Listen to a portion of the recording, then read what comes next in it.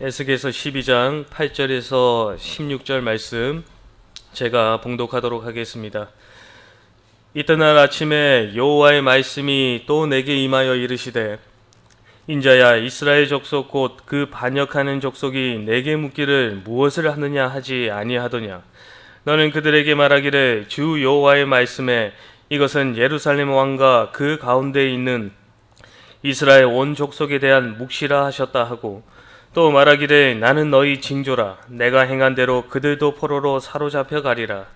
무리가 성벽을 뚫고 행장을 그리로 가지고 나가고, 그 중에 왕은 어두울 때 어깨에 행장을 메고 나가며 눈으로 땅을 보지 아니하려고 자기 얼굴을 가리리라 하라.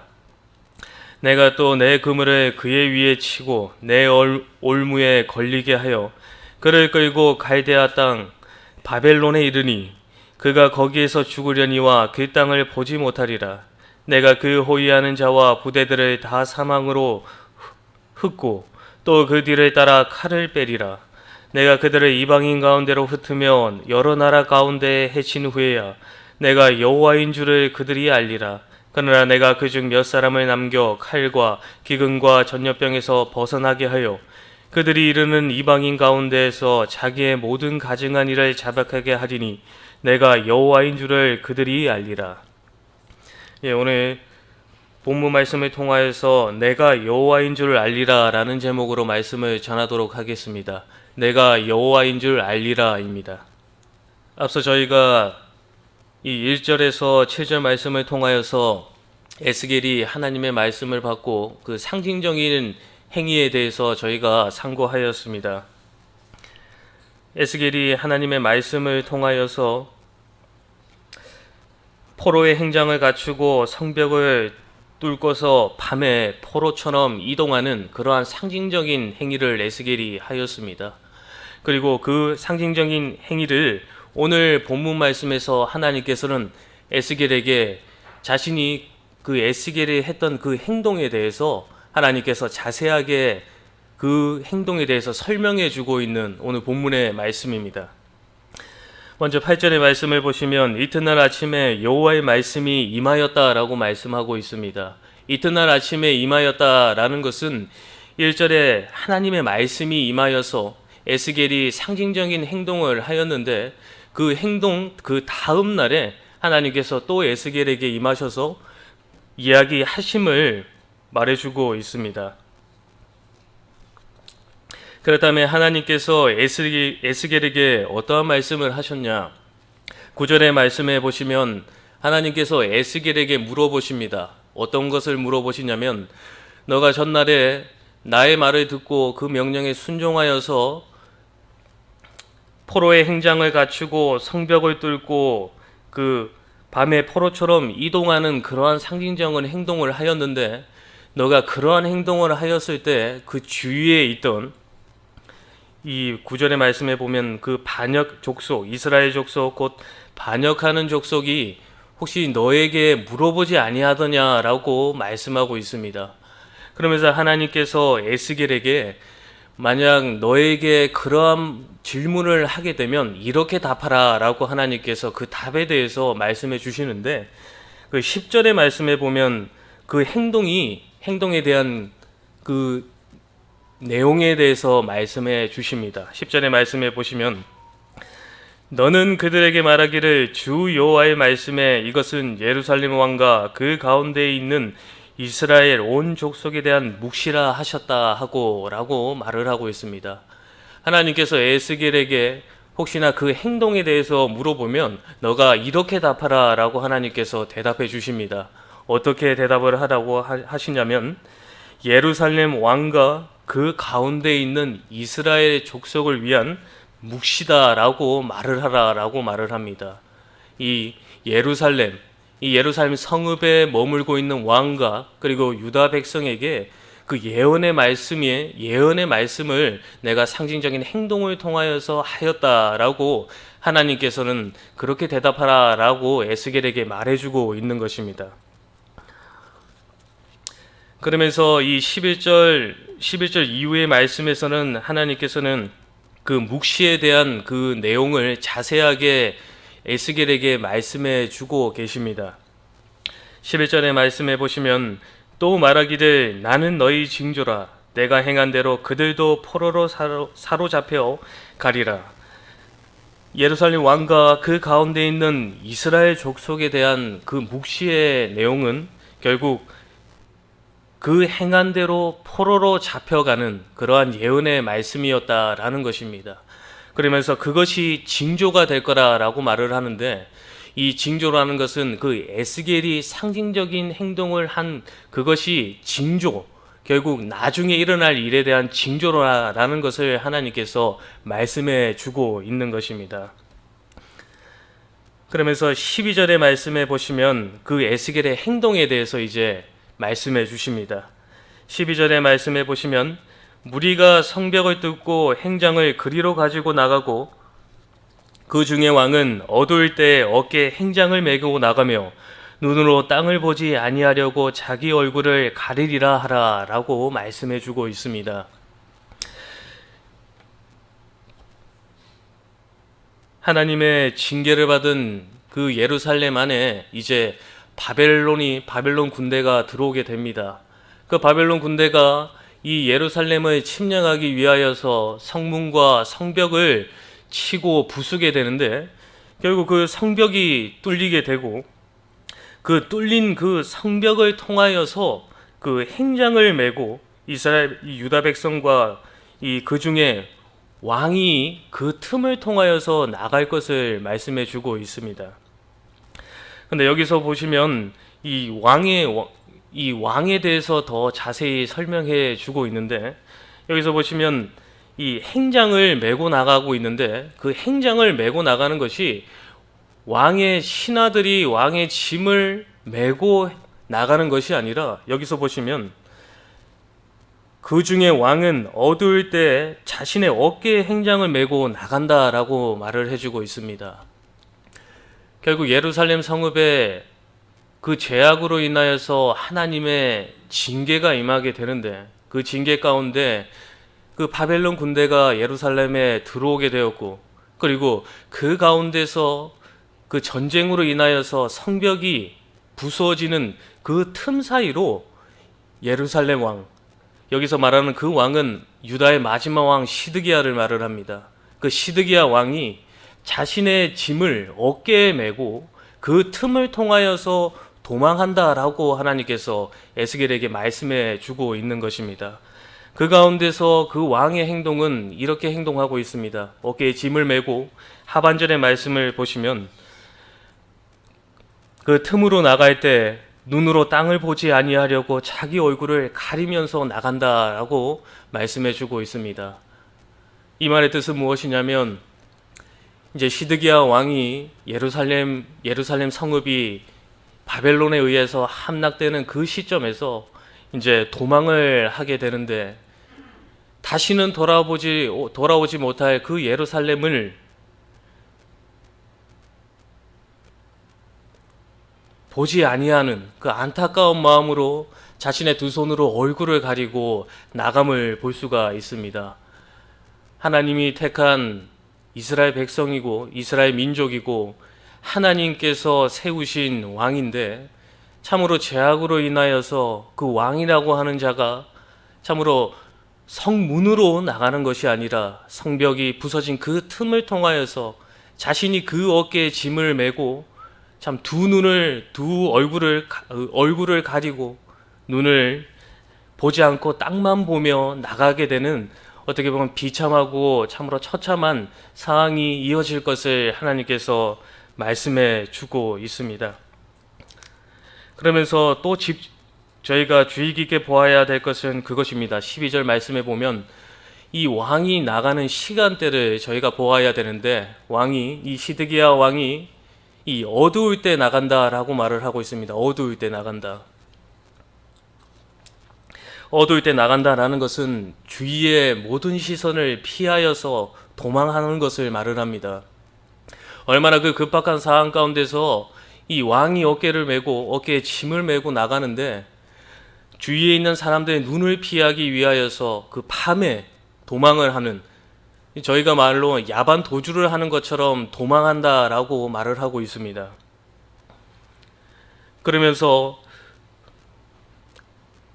자신의 짐을 어깨에 메고 참 그 어두울 때 도망을 해서 도망을 잘 가면 좋을 텐데 13절의 말씀에 보면 그 시드기야 왕은 도망도 가지 못합니다. 하나님께서 어떻게 말씀하시냐면 내가 또 내 그물을 그의 위에 치고 내 얼무에 걸리게 하여 그를 끌고 갈대아 땅 바벨론에 이르리니 그가 거기서 죽으려니와 그 땅을 보지 못하리라 라고 말씀하십니다.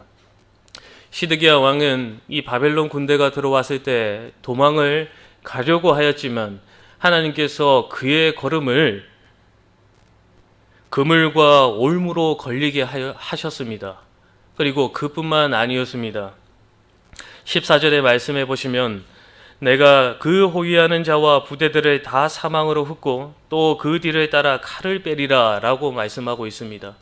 도망하는 가운데 그 주위에 호위하는 자가 있었고 그 같이 가는 군대가 있었지만 그들이 흩어지게 되고 그리고 그 뒤를 따라 칼을 뺀다라고 말씀을 하는데 그 칼을 뺀다라는 것은 결국 시드기야 왕을 배반하는 것을 말을 하고 있습니다.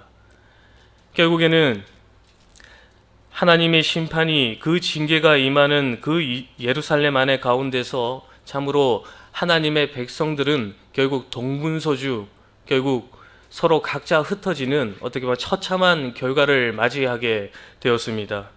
그리고 저희가 잘 알고 있듯이 시드기야 왕과 그의 자녀들의 마지막 결말을 저희들이 잘 알고 있을 것입니다.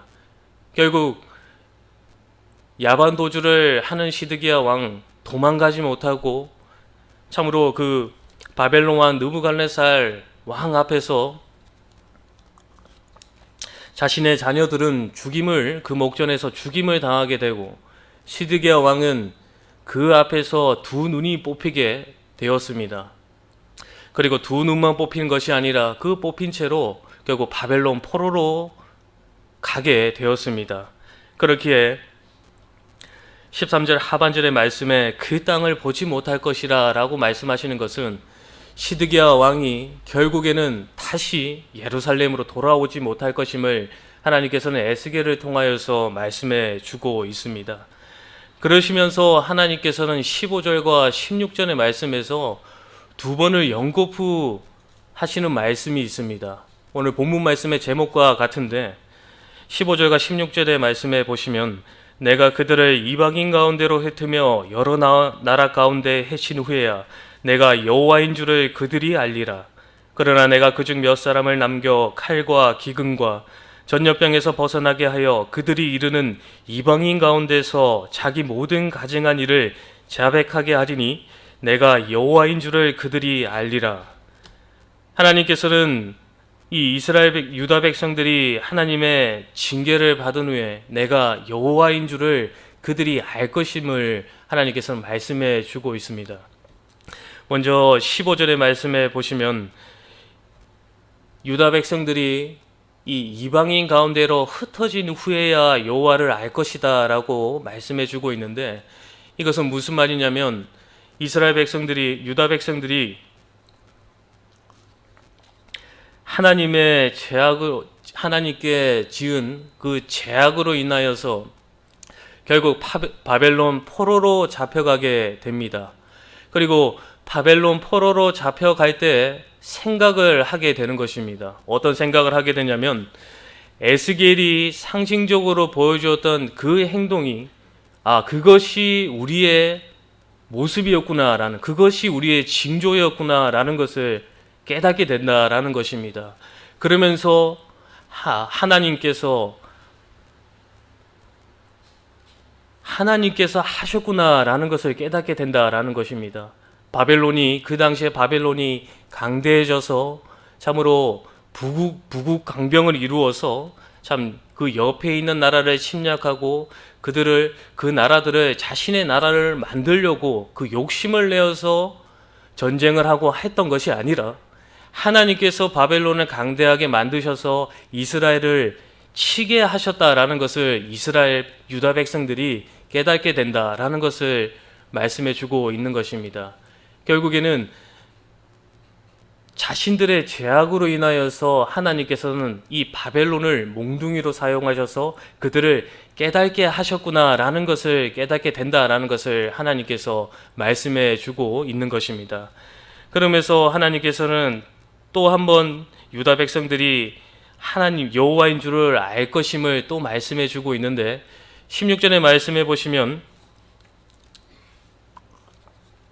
하나님의 그 징계를 받아 그 칼과 기근과 전염병에서 벗어난 자들, 결국 그 포로로 잡혀가서 그 가운데서 모든 가증한 일을 자백하게 할 것임을 하나님께서 말씀하십니다.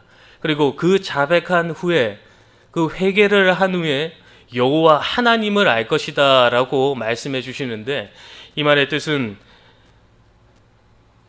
이제 바벨론 포로로 가게 된 유다 백성들이 이 모든 것이 우리의 죄로 인하여서 일어난 일이구나 라는 것을 깨닫게 되었고, 그것을 깨달음으로 끝나는 것이 아니라 그 포로 생활 가운데서 자신들의 그 죄를 하나님께 다시 회개함으로 말미암아서 하나님께서 그 바벨론 포로 가운데 있는 그 유다 백성들 함께 그 유다 백성들의 성소가 되어 주시며, 그 성소가 되어 주시는 하나님께서 그 죄를 자복한 그 유다 백성들을 다시금 고국으로 예루살렘으로 다시금 가게 하실 것이라 라는 것을 깨닫게 됨으로 말미암아서 하나님께서는 징계하시는 하나님이 아니시라, 그 징계를 통하여서 다시 돌아오게 하시려는 그 사랑이 무한하신 충만하신 하나님임을 그들이 다시금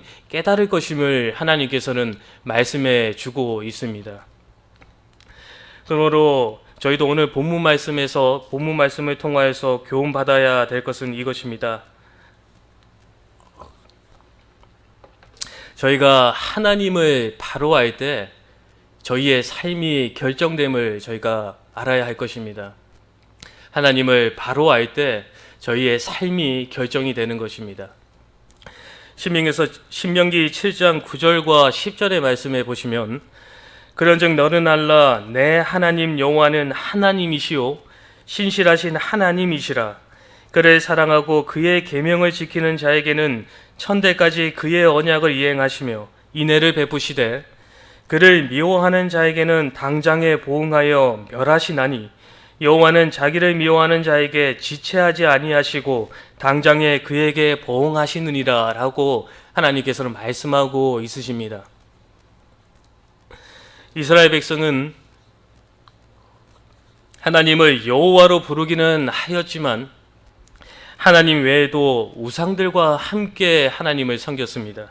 그리고 선지자들이 그러한 죄악을 계속해서 하나님의 말씀을 통하여서 선포하고 돌아오라 전하였지만 그들은 하나님 말씀에서 불구하고 그들은 죄에서 돌이키지 아니하였습니다.